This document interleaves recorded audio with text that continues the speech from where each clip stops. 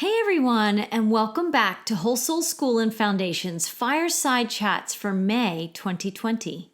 My name is Marie Mohler, and I am an author, intuitive, and co-founder of Whole Soul School and Foundation. I am here with my co-host and co-founder, Lacy Frazer, who is a clinical psychologist by training and a practicing life coach and consciousness educator today. We want to welcome back everyone to our Inspiring Fireside Chats podcasts. I want to first remind our listeners that our mission here at Whole Soul School and Foundation is to educate, enrich, empower, integrate, and liberate the heart and soul in people worldwide. We offer engaging podcasts and weekly inspirational messages on social media platforms. And we support other projects and philanthropic organizations and missions that educate and empower people whose lives have been impacted by incarceration and the court or prison systems in the United States and in the world. We hold a core belief that the conversation and the connections that we share here are the education. So I want to welcome Lacy to the conversation today. Welcome. Hi, Marie. It's awesome to be here with you and to remind our listeners that yes, in fact, these conversations are the education. We can watch and listen to webinars and courses and classes online to enhance a skill or a certain skill set. But, we cannot forget all that can be gleaned from an authentic and organic human-to-human conversation. I think that's something that we take for granted. And I think it's something certainly in this global pandemic and in these times that people are finding their way back to, interestingly. I think it's why podcasts are so... They're important to people. We check in, and I think we've gotten so used to more scripted conversations in some other platforms that it's actually refreshing to hear people who are just exchanging in a very real way about topics and things that interest us. I think very much so, and the fact that these conversations can have so many levels and layers of meaning. So I love that phrase, that the conversation is the education. I just want to kind of put an exclamation point on that. Yeah. So last month, we discussed the concept of metamorphosis and the powerful analogy, of course, of the caterpillar who becomes a butterfly. And more specifically, we discussed the value of the dark and uncertain time that exists within the chrysalis itself. At the time, the in-between time, that Right. time of not knowing. And clearly this time in our human history where we're all sheltering in place has provided many of us with the opportunity to go within, kind of like that chrysalis. Right. To question, to reevaluate so many things in our life.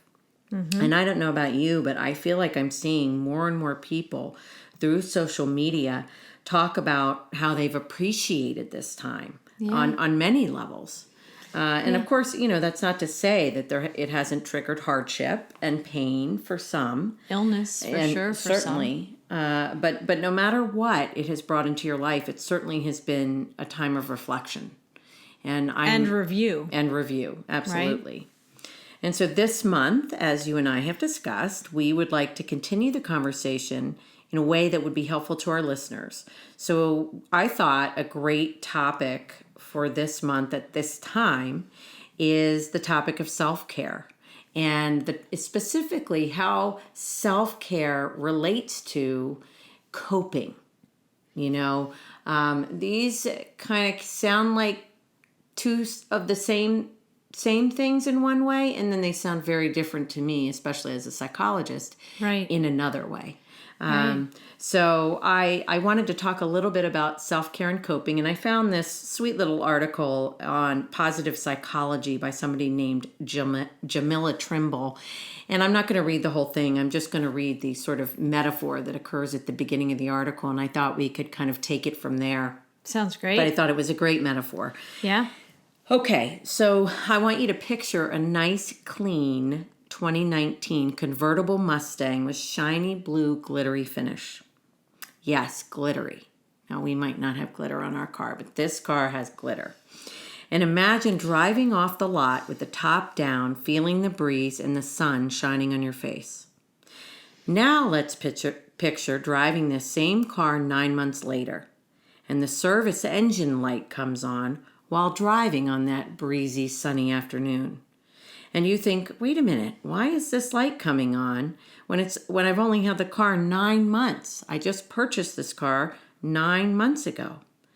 And then you remember missing your 3-month service appointment and several other rescheduled appointments since you purchased that car. You figured since the car was brand new, you could stand to miss the first few service appointments. Well, actually, that's a false assumption. Now the car is having a few minor service issues, and you begin to worry. You did tell the car salesman that you were going to opt out of the service package and the gap insurance.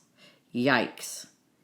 Okay, so now I want you to think of yourself as that car, right?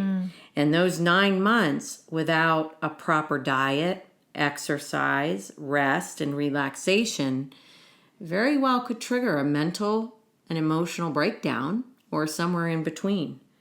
The restorative and preventative measures taken to ensure that you are well kept are considered self-care. Self-care is the maintenance, right? Self-care is the preventative maintenance. Right. Balanced meals provide fuel for our daily grind, and adequate sleep restores the body, right?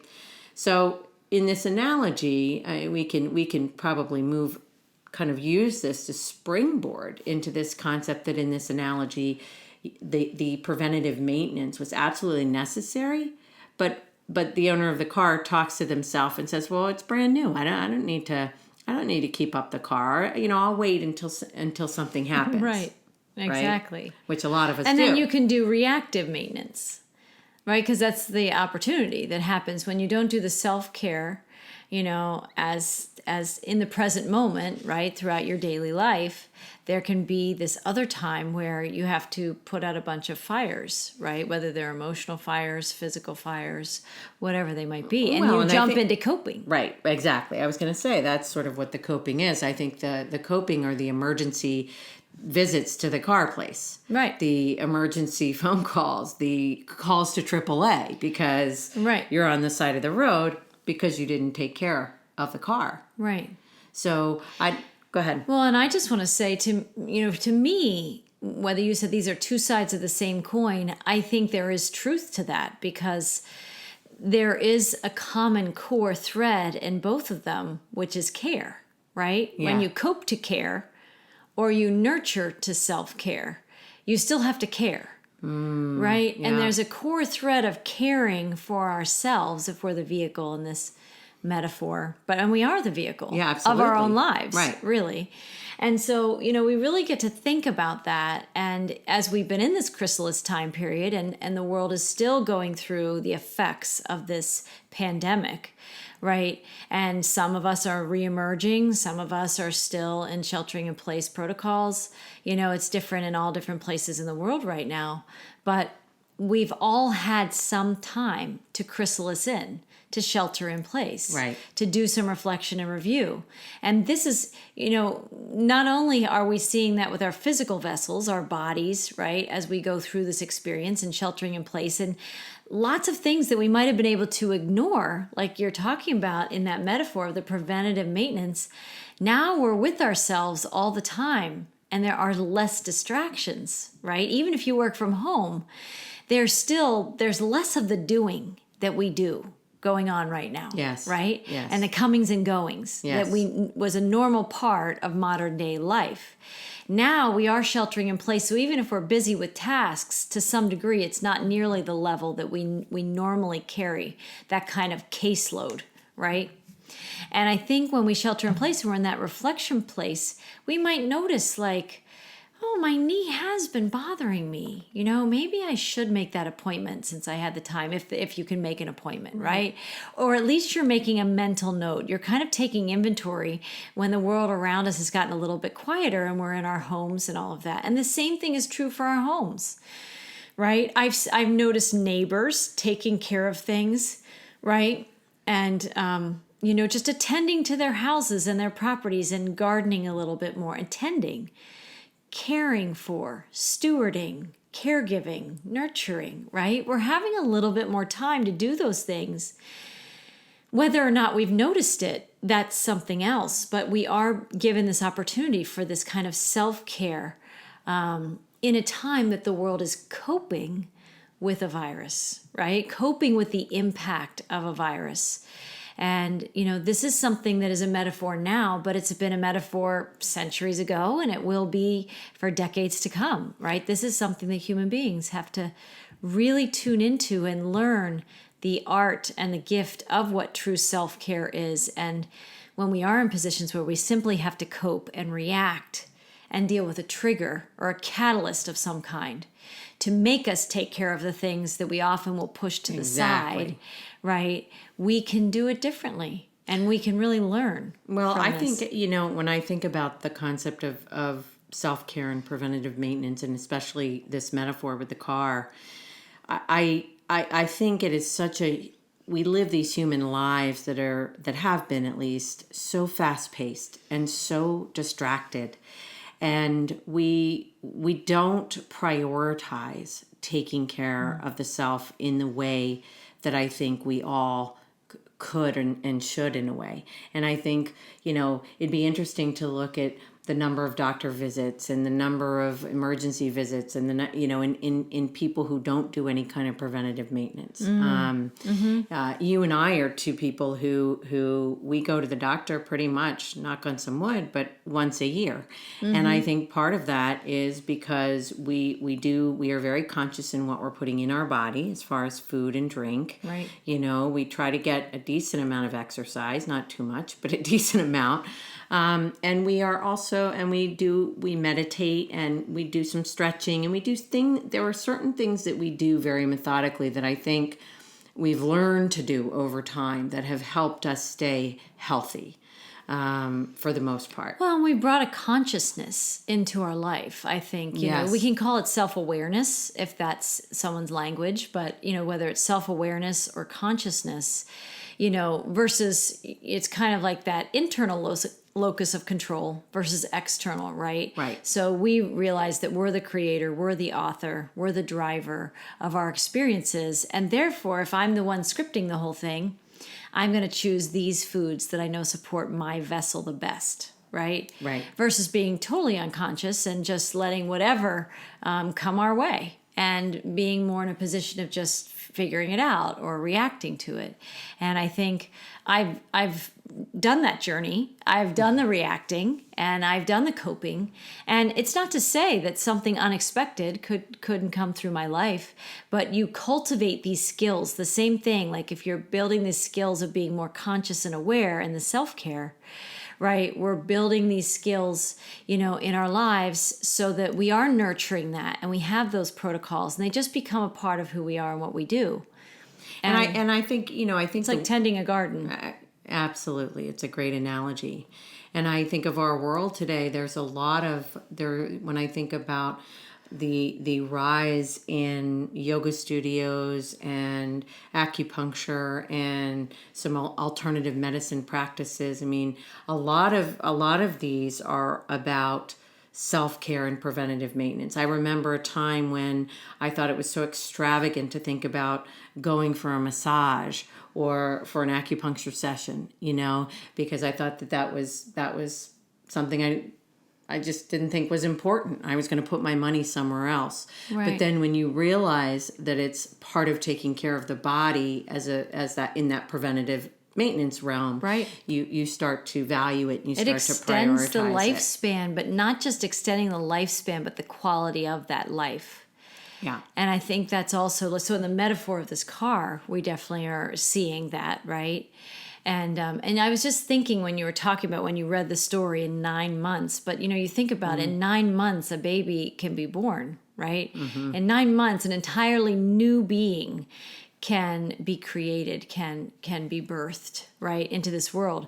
And so when you think about 9 months, if you don't equate it to a child, right, growing and being born, you'd think it's just been 9 months, right? Why would I have to do something in 9 months? But a whole lot can happen in 9 months, just to ask a baby, right?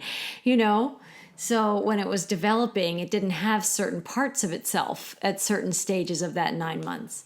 And so it's a critical awareness that we have. And I don't know, Lacy, what you were planning to, if you were going to talk about something, but there are challenges to self-care in our lives. And some people do find it very difficult. They do find that the demands of their job, their families, their life, school, all the things that pull on us. Some people would say, I just don't have time. I just don't have time for self-care. And I'm going to answer my own question here and then I'll let you jump in. But you know what the universe will say to that? You'll manifest something that makes you make the time. And in a way, on our planet today, I think collectively we've manifested a circumstance that's affected everybody, regardless of age, race, religion, any identifying type of information or data that we are, it's affecting all of us. And have we neglected our global self-care, our community's self-care, the self-care in our country, right? And how much has that been ignored and neglected while we're all racing in some direction or another because we think it's going to give us that quality of life outside of ourselves. But when humanity starts to value giving ourselves this self-care and valuing, giving that nurturing has value, and that we're not necessarily, look at us as systems break down in the world, that isn't nurturing us quite the way we thought it might have. And maybe some people will go back to whatever they can try and recreate as normal in their lives. But I think many of us are going to be changed forever from this experience that we noticed. I wonder how many people who are two-income family might find a way where one can stay home. Right? Where family does become more important, because that's part of what nurtures the nucleus of a family and the life force and the lifespan and the quality of life. And so I'm not saying that everybody's going to do it, but it makes us in that review process really think about the time on the road, right? The gas in the car. Just look at your dollars. Where are you spending that so that you can live the life you were living? And when you really look at those same dollars, and if you didn't spend $200 or $300 a month in gas, maybe you could afford different food, right? Maybe you could afford to drive maybe a little bit farther or to one or two different stores to get what your body really needs, right? Or to take that yoga class. Right? There might be other ways to make different choices in our life. When we value those new choices, a new value comes back to our life. And it's so amazing how just a simple conversation about self-care versus coping, you can really feel the energy coming into this conversation, really taking us more in a heart-centered connection than the intellect saying, well, we only need, we have to drink 8 cups of water a day, or all the things that we've been told in the food groups and the pyramids and all of that. But that's all something outside of us that somebody else has told us that that's what we need. Sometimes our bodies need differently. Some people might need 10 glasses of water, and somebody else might need 2, right? I'm not a medical doctor, so I'm not going to claim to know what the body needs medically. But I can say we can really go inside ourselves and listen, and we can listen for the values we've been living. And I think part of that review process, if we put it in the context of self-care and coping, are some of our lives more about coping in general rather than self-care and joy, right? Yeah. Oh, absolutely. And I think this may be a good segue to talk a little bit about what coping is versus that self-care. Coping skills are usually considered those sort of quick fixes to remedy the situation. Yeah.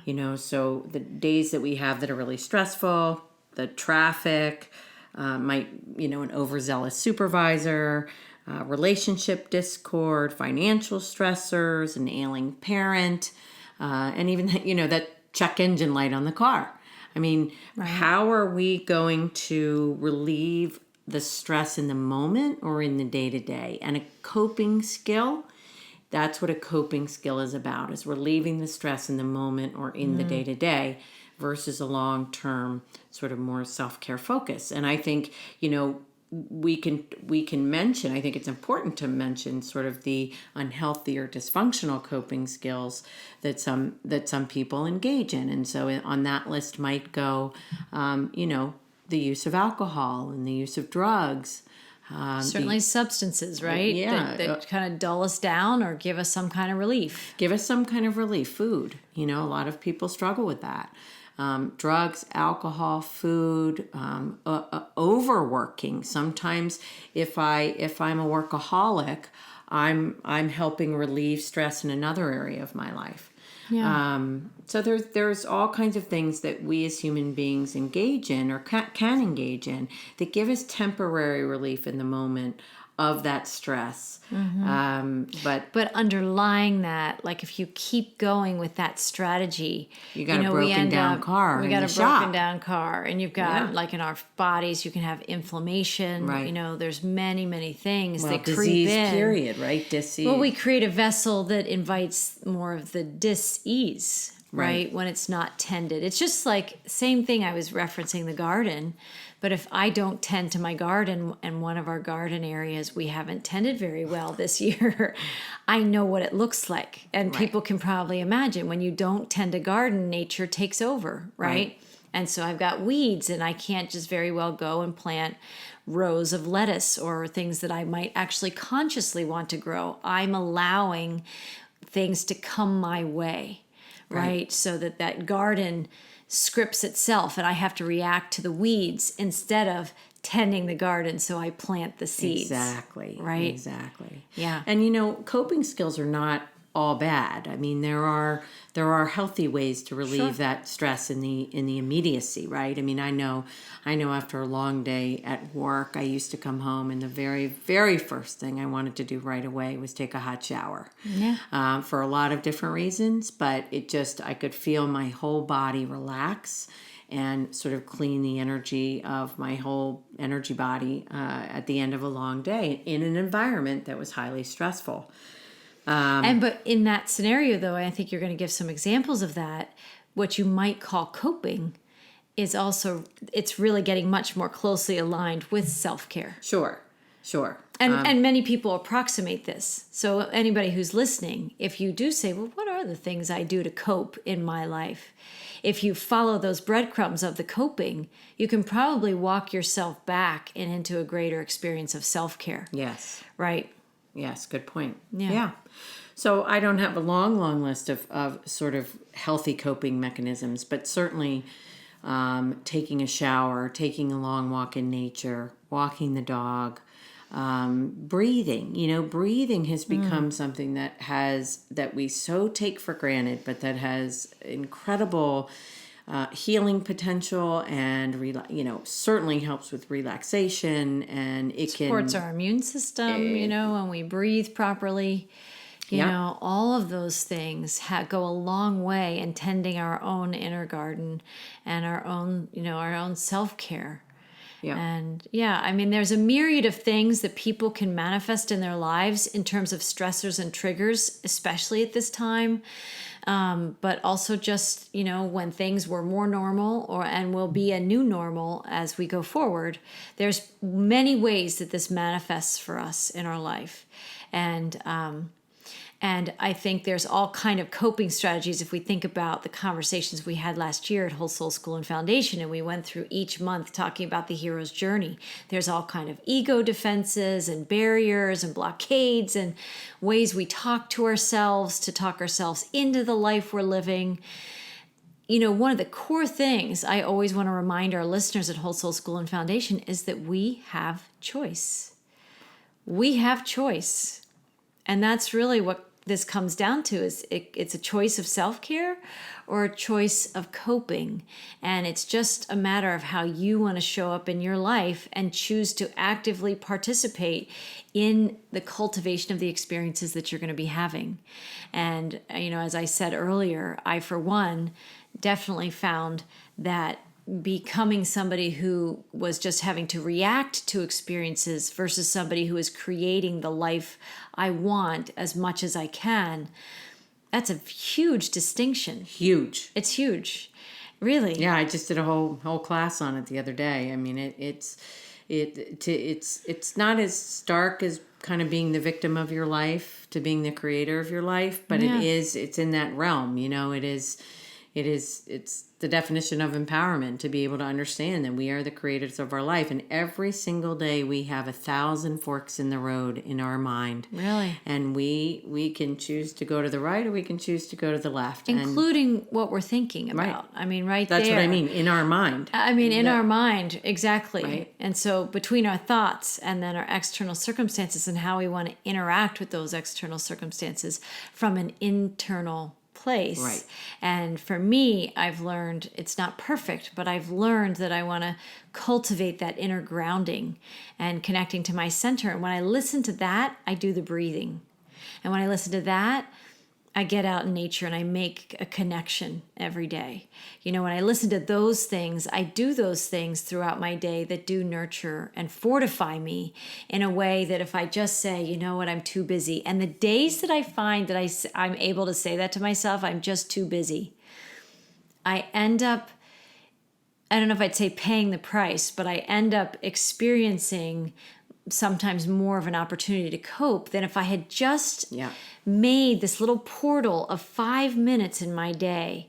It like sets the course of your day, right? Some people start with an intention. Some people start with an appreciation.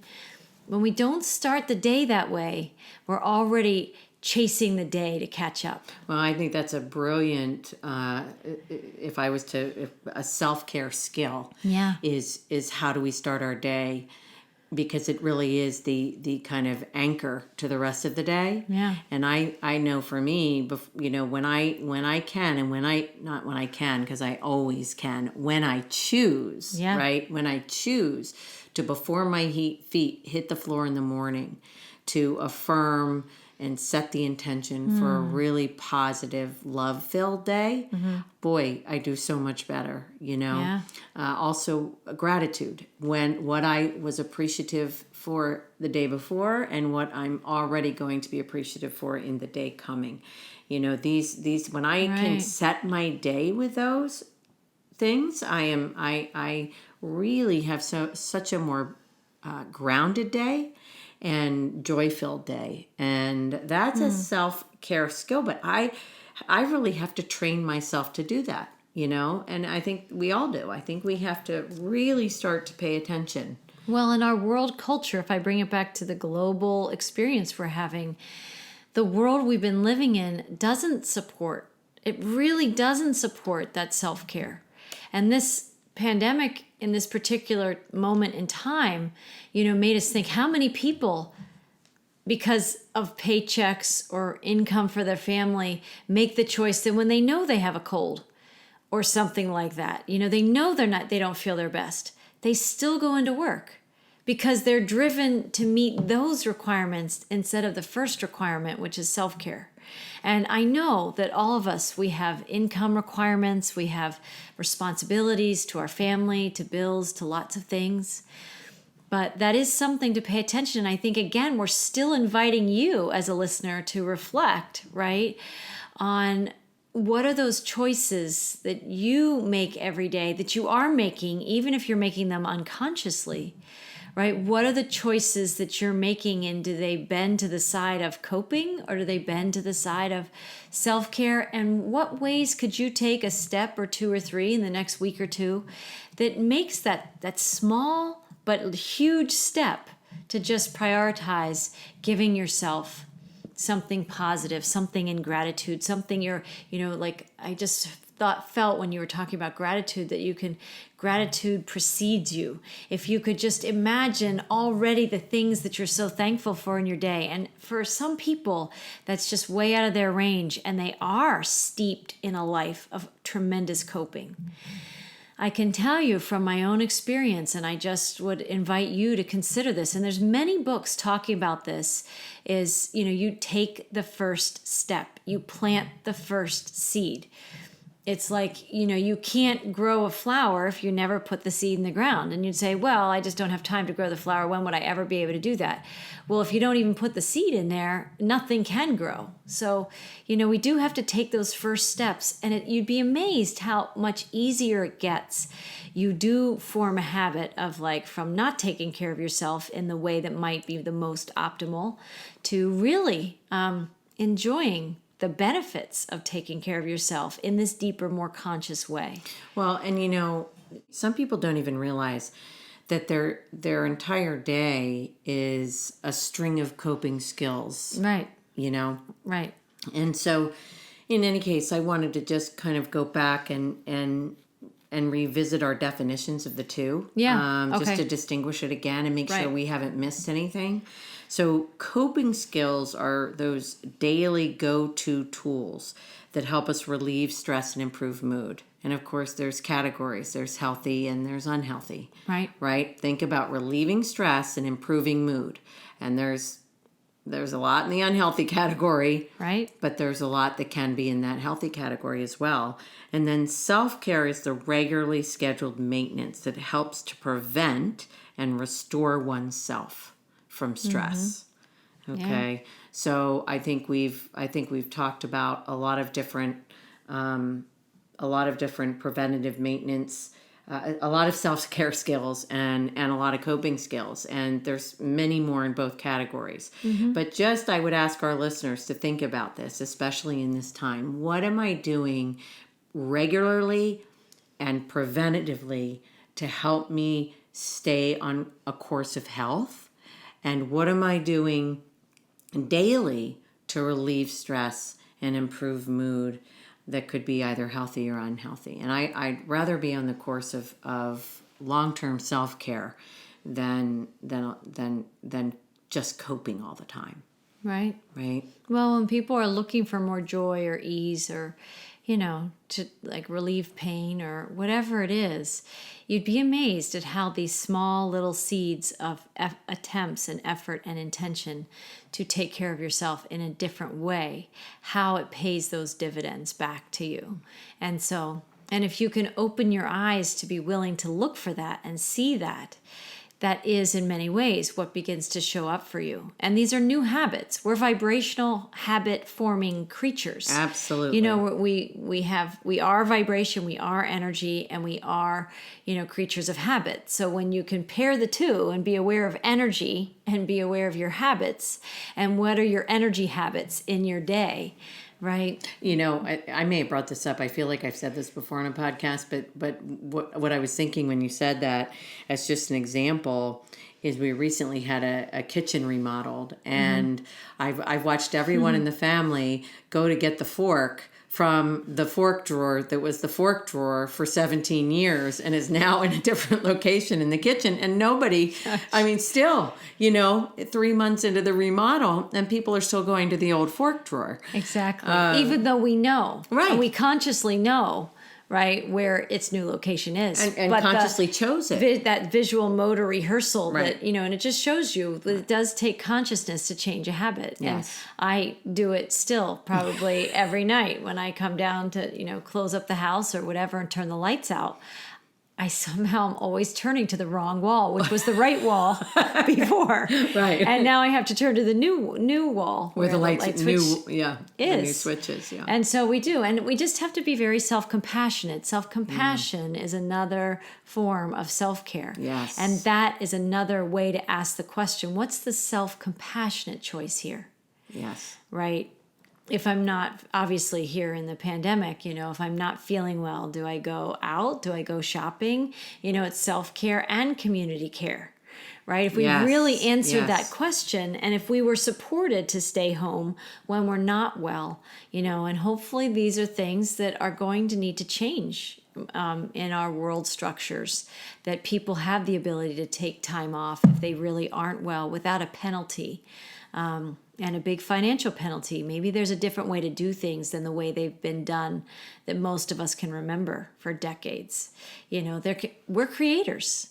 So we could create a brand new way for our world, or maybe not a wholly brand new way, but, new revisions at the very least that support the health of people and the health of families versus the stress of people and the stress of families. Absolutely. And it is kind of upside down. It is. Well, and I think this pandemic is showing us that very clearly. Whether this goes on for another year, 2 years, I don't know.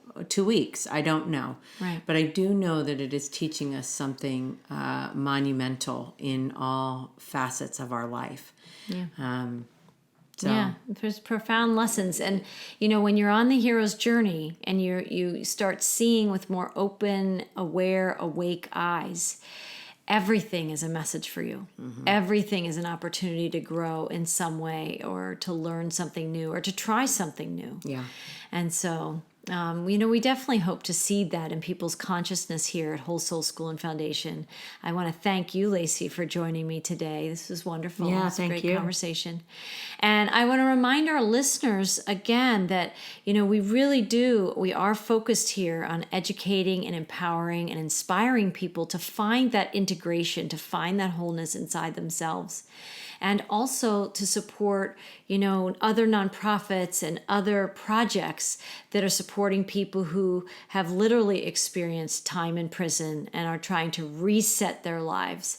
And that is a huge focus that we want to see grow in this next year. So I want to thank all of our sustainer donors. We're very, very grateful that help us to do this work, to buy the equipment for this work, and to continue to, stream funds to some other projects. That is a goal and mission of Whole Soul School and Foundation.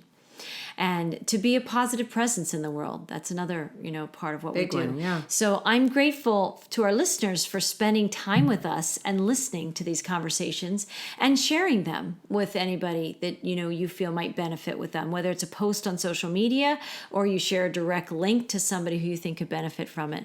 We appreciate, your positive paying it forward and sharing it with others. And you can visit us on our website at wholesoulschoolandfoundation.org. And you can also find us on social media platforms, mostly Facebook and Instagram. We post a little bit on Twitter, and and then we have our podcast that you can listen to this on most of your favorite platforms anyway. So if you don't get to the videos on YouTube or on our website, you can always tune in or download them off Spotify and make it very convenient for you. So if you have a commute, this is a great way for self-care. Yes. You could listen to us talking about self-care when it's your self-care moment in the day. Yes. So we invite you to continue to spend time with us. We invite you to donate to us. You can do that through our website. We thank you for joining us. Have a fabulous rest of May, and we will see you very soon again with some new podcasts and offerings of inspiration in June. So everybody have a great week, and we send blessings. Stay healthy. Stay healthy.